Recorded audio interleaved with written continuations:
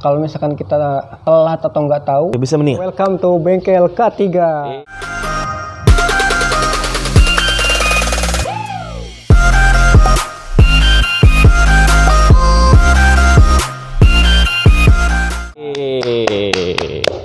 Akhirnya nih Pak, Ya. ketemu lagi nih kita. Alhamdulillah. Ketemunya di bulan puasa lagi. Di bulan puasa Iya, ya. berkah. Berkah ya. Ya buat teman-teman, terutama sobat Bengkel K3, selamat menjalankan ibadah puasa ya. Iya, sampai puasa ya. Iya. Ini hari keberapa sih kita nih? Hari keberapa saya lupa. Sudah hari tanggal berapa? Hari tanggal Sekarang tanggal 4 ya? 4. 4 ya. 4 April 4 April. 2023 ya, teman-teman ya. Ya. Nah, Bang, Hmm. selama nggak ketemu kan banyak banget tuh pembahasan yang menarik sebenarnya. Iya. Nah, kebetulan yang lagi rame itu isunya soal bola. Oh iya, bola. Tapi bukan bola yang Piala Dunia bukan? bukan. Pengen bahas itu cuman Makanya kalau Piala Dunia apa ya? Saya nggak ini ya, nggak jadi ya bukan? Nggak Iya. ada suka 3 ya? oh. Oke. Iya benar, nggak ada isu ketiganya juga sih sebenarnya. Nah, Bang, kemarin itu sempat ada sebuah pertandingan sepak bola Ya. di Liga 1 antara PSIS sama Madura United. Madura United. Iya. Oke. Buat lebih jelasnya kita lihat videonya dulu kali ya. Oh, videonya ya? Iya. Oke, boleh. Yuk kita lihat videonya teman-teman. Oke. Nah, Oh, ini tabrakan ya? iya, benturan. Benturan ya? Hmm. Ush. Oh, langsung rumpul ya? Rumpul, oke. Iya. Nah, ini kemarin Ini gol gak sih? kebetulan gol kalau nggak salah. Gol juga, wah jago. Iya. Cuman langsung terkapar begini ya? Heeh. Oke. Nah, ini kemarin sempat rame nih Bang di sosmed. Karena kejadiannya memang cukup mengagetkan. Iya. Pemainnya memang langsung jatuh ke bawah. Mm-mm. Dan Iya, tadi saya lihat ya. beberapa informasi yang saya dapat itu katanya lidahnya masuk ke dalam. Oke. Oh, ada di situ ya, ada Iya. keterangannya gitu ya? Lidahnya masuk ke dalam. Oke. Dan dia langsung tidak sadarkan diri. Iya, kalau kita tadi dia langsung apa ya? Bukan meninggal ya, tapi tidak ini ya, tidak sadarkan diri ya, kolaps ya. Iya. Kolaps ya. Oke. Jadi sebutannya tidak sadarkan diri itu kolaps Bang. Iya. Oke nih, kita beberapa sebutnya adalah tapi tetap masih ada kehidupan ya. Iya, makanya. Ya jadi apa namanya? Ini menarik ya sebenarnya. Ini termasuk yang kita perlu bahas ya di olahraga, bahwa olahraga itu adalah termasuk yang pemersatu kita sebenarnya nih gitu ya. Jadi Mas Febri bahwa ya Piala Dunia walaupun kita nggak perlu bahas lagi. Saya juga kecewa termasuk ya teman-teman ya. Ya. Tapi di liga ini kalau kita bahas mengenai Madura ya. Iya. Madura sama PSIS ini adalah ya kita menyebutnya sebagai insiden ya. Iya, Insiden. Bahwa bola ini ya dengan dinamika permainannya gitu, dengan berbagai macam gerakannya, bahwa kemungkinan terjadi ya seperti di video ini ya, video tadi yang kita tonton ya, bahwa ada yang mungkin benturan antar orang gitu, benturan dengan lawan, benturan dengan properti dan sebagainya. Kalau tadi kita lihat videonya dia benturan ternyata kaki kena badan ya. Iya. Kalau nggak salah dada dia langsung. Oh, dada, berarti ketendang di dada gitu Iya, ya. langsung kena dada. Dada. Dan akhirnya tidak sadarkan Diri. diri gitu. Itu ya saya pikir ini bukan hal baru ya di olahraga ya, bahwa resiko itu ada ya. Teman menjadi isu besar karena ini kan Liga 1 ya. Wah, Liga 1 kan wah, mantap ya teman-teman ya. Liga 1 dan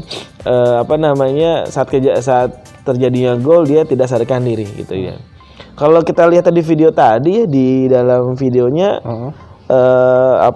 teman-teman sih langsung respon ya, manggil petugas ya, itu bagus ya. Itu bagus ya. Jadi ada yang sadar bahwa ada yang tidak benar nih. Harus segera di follow up, harus segera ditindaklanjuti gitu ya.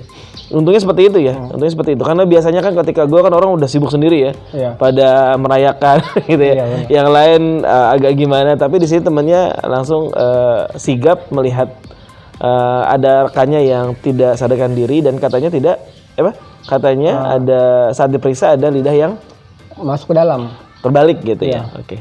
Jadi dalam dunia kedokteran ya, dunia medis itu ya sama seperti pada umumnya ya, ketika ada benturan ya, terbentur secara keras, memang ada potensi dia tidak sadarkan diri gitu ya. Tingkat benturannya kemana? Bisa ke bagian tubuh ya, ke organ dalam, atau mungkin benturan ke kepala. Iya, seperti itu. Kalau ke benturan di alat gerak sih biasanya patah ya, tulang gitu ya. Beberapa masih sadar, tapi ketika benturannya di dada ya, di bagian tubuh kita dan kepala, mostly sih memang banyak yang tidak sadarkan diri. Ini sama seperti contohnya ketika kecelakaan mobil ya, perlu kita bahas dulu ya. Ketabrak, dia cenderungnya tidak sadarkan diri. Gitu. Tinggal teman sekalian yang perlu kita perhatikan itu adalah apakah tidak sadarkan dirinya ini sampai mengakibatkan potensi fatality atau meninggal, gitu ya. Maksudnya itu kita cek lagi apakah tanda-tanda kehidupannya nadi dan nafasnya itu masih ada gitu. Kalau kita lihat sih di video tadi dia tidak sampai situ ya. Enggak sampai situ ya. Alhamdulillahnya enggak sampai meninggal ya. Wassalam juga sampai meninggal ya. Alhamdulillah, tapi di sini kita lihat cukup baik ya penanganan dari medisnya. Dan yang perlu diperhatikan itu sebenarnya adalah kalau kita lihat tadi pas di video itu pada ngerubunin ya. Iya. Ya, ngerubun itu ya itu hambatan banget ya buat petugas medis ya. Kayak kita yang membantu korban kecelakaan, anggaplah insiden tadi itu jadi agak sulit tuh karena semuanya pengen nonton gitu. Iya. Harusnya teman-teman itu ya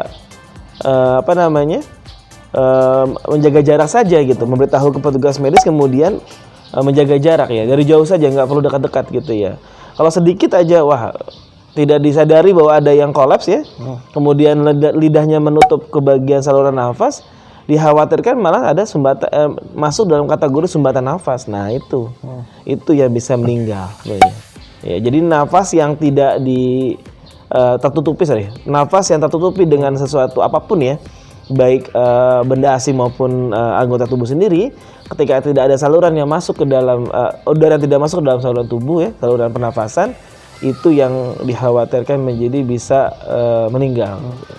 Tapi untungnya enggak ya. Untungnya temennya sadar ya. Masih selamat. Iya, selamat. Temennya sadar ya. Coba kan kalau misalkan kita lihat di videonya, ada salah satu rekan timnya juga yang langsung lari. Iya gitu dia. Lari terus buka mulut korbannya. Dan dia langsung coba buat mengembalikan posisi lidah si korban itu kembali normal. Itu memang tindakannya memang harus cepat atau gimana bang? Oke. Jadi yang dilakukan itu saya juga nggak tahu ya, karena kebetulan saya juga pemain bola ya. Tapi yang saya tahu memang untuk pemain bola profesional itu untuk standar FIFA ya, kan Liga 1 standar FIFA juga termasuknya ya. Standar termasuk yang diperhatikan dan standar kesehatan dan penyelamatannya gitu. Mungkin saja pemainnya itu diberikan informasi gitu ya. Bila terjadi keadaan darurat ya, dia harus periksa apa gitu ya. Dan dia sadar ya, temannya ada sesuatu yang tidak tepat, tidak benar. Kemudian dia mencoba untuk menyelamatkan dengan melihat saluran nafasnya seperti itu.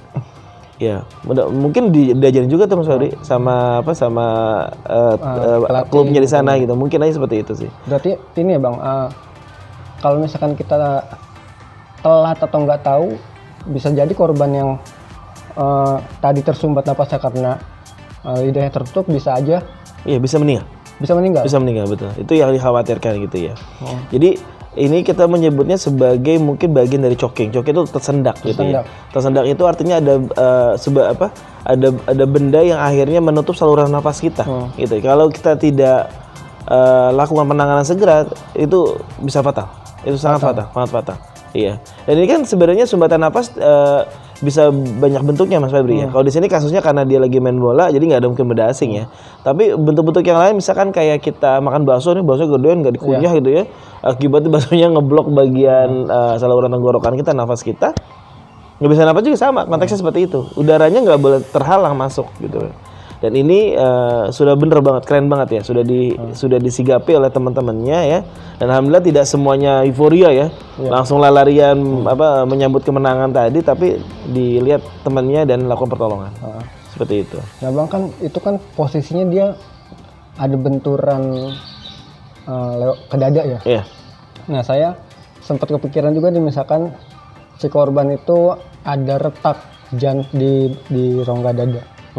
Terus posisinya dia lagi henti napas di jantung misalkan. Mm-mm. Nah itu sebagai petugas medis boleh nggak sih kita melakukan apa yang namanya apa CPR itu ya, gitu. dulu kita bahas itu ya. Sedangkan dia posisinya ada patah.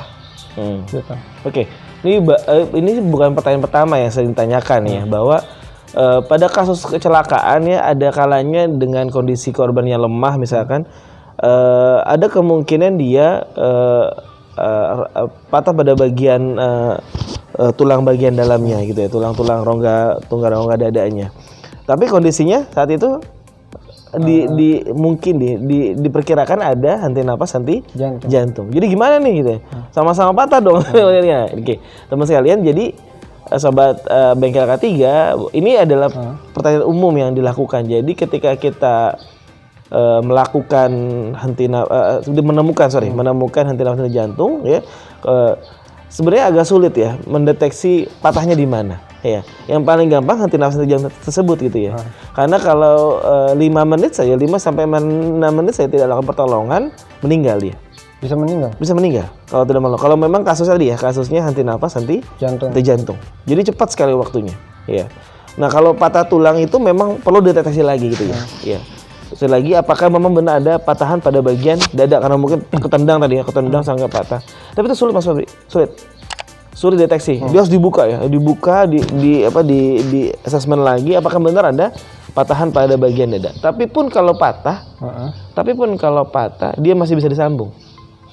Masih sambung lagi. Sama kayak patah tulang pada umumnya gitu ya. Disambung lewat operasi berarti. Ya, operasi lagi. Nah, itu pun kalau dengan syarat dia hidup ya. Iya. Kalau dia mati ngapain sambung lagi?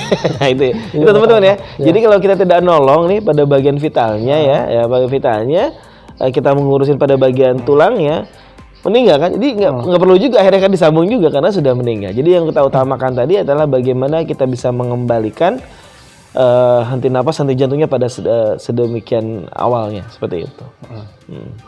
Nah Bang, ini kan kejadiannya di olahraga nih Bang. Kalau misalkan penerapan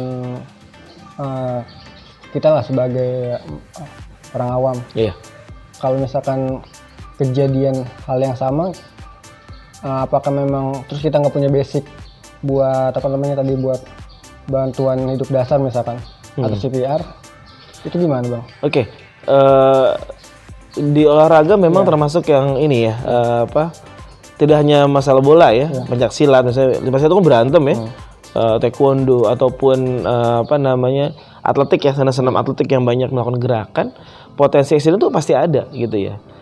Pasti ada. Yang mau dikhawatirkan itu adalah bahwa resiko itu tidak diketahui oleh klub atau mungkin organisasi sehingga tidak dilakukan penanganan gitu ya. Nah, karena ada resiko itu akan lebih baik ya, akan lebih elok bahwa satu, resikonya sudah diidentifikasi, yang kedua kita melakukan pertolongan sudah melakukan perencanaan pertolongan gawat darurat tadi ya. Jadi orangnya dibekali gitu ya. Iya. Kan main bola kan juga kan nggak langsung main bola, latihan dulu kan. Saat latihan pun bisa cedera gitu ya.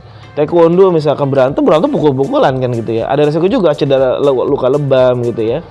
Jadi harus belajar juga bagaimana cara penanganan yang baiknya seperti itu. Dan olahraga lainnya sebenarnya gitu ya. Ya jadi olahraga itu tidak mungkin mirip seperti di tempat kerja ya, penuh resiko juga gitu. Yang penting adalah bahwa resikonya itu sudah diidentifikasi dan organisasi tersebut atau klub tersebut melakukan upaya pengendalian. Salah satunya adalah dengan berlatih bagaimana melakukan pertolongan pada kegawat daruratan seperti itu. Nah Bang, saya baca di salah satu portal berita kalau si korban ini tidak merasakan sakit atau luka. Itu apa gara-gara efek kolaps? Dia jatuh terus dia ngerasain apa-apa atau memang gimana tuh Bang kalau dari K3 ini? Oke, rasa sakit itu ya memang kalau di dalam P3K ya, dalam pertolongan pertama kecelakaan itu bisa dilihat dari visualnya ya, apakah ada luka lebam gitu ya, kan namanya tumbukan ya, tumbukan benda tumpul ya, kaki dengan dada, apakah ada luka lebam gitu ya. Jadi kalau kita bisa bilang apakah ada sakit, tinggal dilihat saja secara visual apakah ada luka-luka babam tersebut. Bisa juga luka-luka ini ya, luka-luka yang terlihat ya, luka-luka scratch gitu ya, luka-luka lainnya. Nah, pertanyaannya apakah dia merasakan, katanya biasa-biasa saja, itu mungkin saja sih sebenarnya. Ya kan kita nanya balik ya, apakah mungkin ya mungkin saja. Karena pada olahraga tertentu memang ada level ambang batas yang tinggi terhadap rasa sakit. Ya bagi dia itu biasa saja ya, namanya main bola ya, pegel-pegel, terkilir resiko segala macam gitu, itu resikonya. Jadi gitu ya Bang, setiap orang punya respon rasa sakit yang beda-beda berarti ya? Iya, mungkin di sini dia ambang batas sakitnya tinggi gitu ya. Ya tinggal nanti kita lihat aja dari hasil ronsen ya. Kalau memang ada patahan kan pasti berasa ya. Kalau memang ada perlukaan dalam pasti pun terlihat seperti itu. Jadi untuk kasus-kasus yang tumbukan ya, kecelakaan, tumbukan kuat, tumbukan di antara pemain bola konteksnya ya, kaki ketemu badan, kaki ketemu kaki gitu ya, atau mungkin kepala pun terbentur dengan apapun yang saat di lapangan, akan lebih baik lagi ketika ditambahkan pemeriksaan yang lebih detail di ronsen dan sebagainya, CT scan dan sebagainya. Saya pikir itu penting banget ya gitu. Jadi baik lagi bahwa atlet itu memang dibentuk dengan kuat gitu ya. Dia punya stamina yang kuat. Rasa sakit bentuk rasa sakitnya pun toleransi jadi tinggi sekali. Iya. Saya pikir seperti itu. Beda ya sama kita yang Jarang olahraga. Ya, apalagi yang jarang olahraga. Jatuh dikit langsung nggak bisa jalan. Tapi kalau dia kan main bola jatuh mulu kan. Di sliding jatuh ya biasa-biasa aja kayaknya kan gitu ya. Ya karena mungkin dia sudah terlatih seperti bedanya. Terlatih dan terbiasa. Terlatih dan terbiasa. Iya, betul.